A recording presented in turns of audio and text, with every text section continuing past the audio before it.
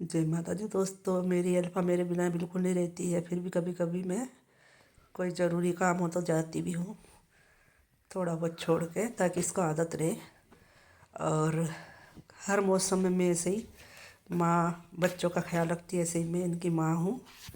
ये मेरे बच्चे हैं, बच्चों से भी बढ़ के है, क्योंकि ये तो हरदम साथ रहते हैं ना, बच्चे तो बाहर चले जाते हैं।